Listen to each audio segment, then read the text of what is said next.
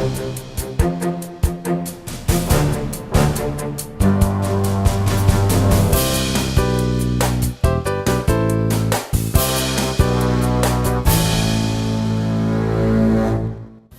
to our next guest, Peter Charles, candidate for the City of Victor Harbor Council. Peter, what expertise do you bring to the council from your business and community life? Thanks very much, Terry. A basic and fundamental understanding of how to provide service. I've been in self-employment for over 30 years, and for the last 4 years on council has confirmed for me that councillor's job is about being on 24-hour call. A point of contact for the community, which is no different to the principles of a respected and efficient business. It's simply about listening to the views and the needs of the resident and maintaining an open line of communication until the situation has been resolved. Good governance of council. What does that mean to you? Well, I'll speak specifically about the Mayor. The Mayor must know about legislation, and he must know it backwards. It's the legal technicalities which cause good ideas and beneficial decisions in council to fail. Victor Harbor needs a fearless, honest, approachable, intelligent, energetic and experienced person to stimulate what has been a droll and lifeless position for some time. Victor Harbor is desperate for a mayor who can win the respect of the residents and who will constantly promote our city and district.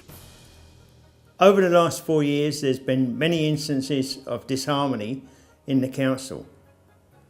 Your views? Terry, look, the team will be selected by the community and the past will soon be replaced with new hope, as it is every election. So with new blood, the culture of the council will change anyway.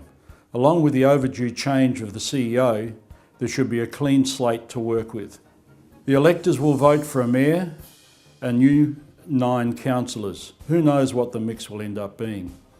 So as far as my role is concerned, I shall simply be myself, as per the last 4 years, and hope along with the rest of the community, the new group are a breath of fresh air.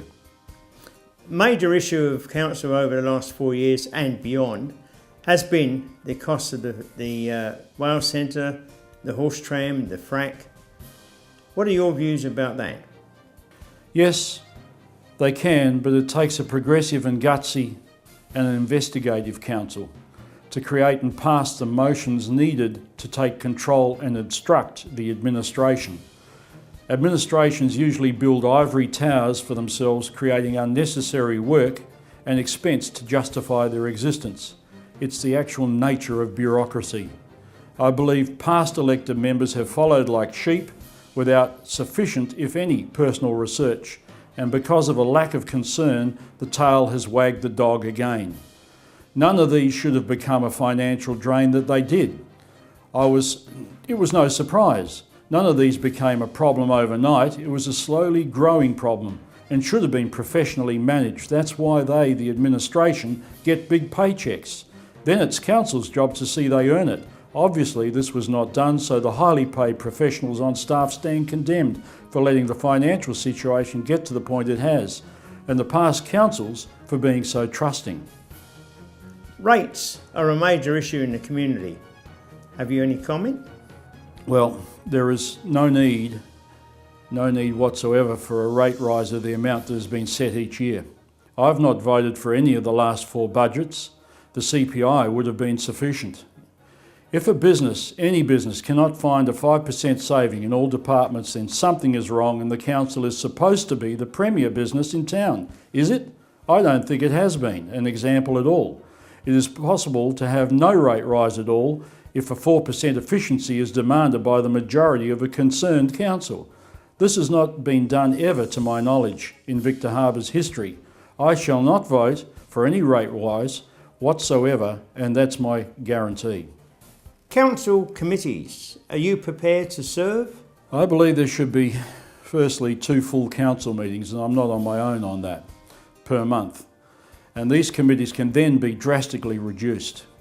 This would greatly improve efficiencies and reduce the delays in the implementation of decisions, because we wait a month constantly to bring things in and to put things out. Sure, if I have some talent, I should be saying, which can be of use to a committee and I'm voted on, then yes, I will.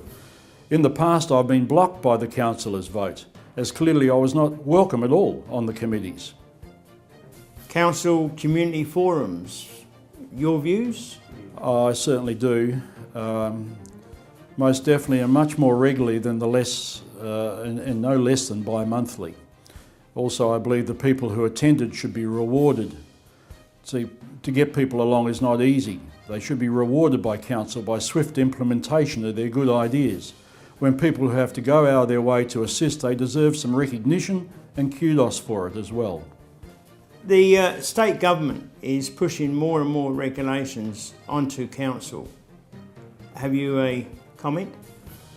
No comment, but then again I always make comments. Other than council needs to stand up to state government and not roll over in submissions. Government do not appreciate, just like anybody, but government in particular don't appreciate bad publicity, and I say we need to speak out where necessary.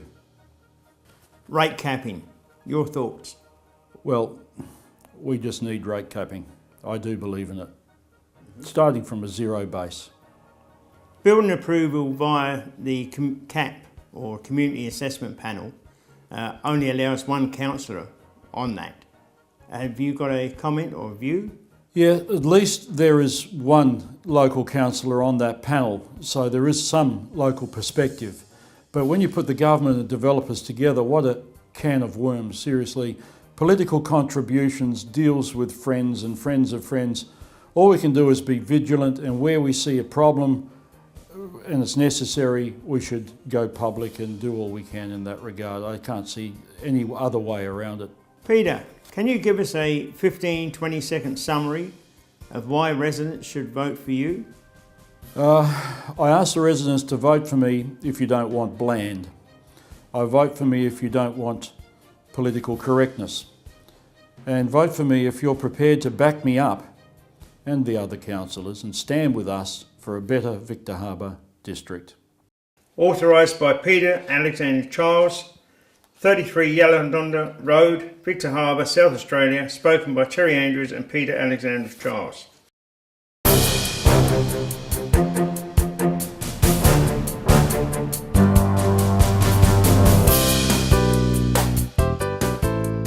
South Coast Television, your community, your voice.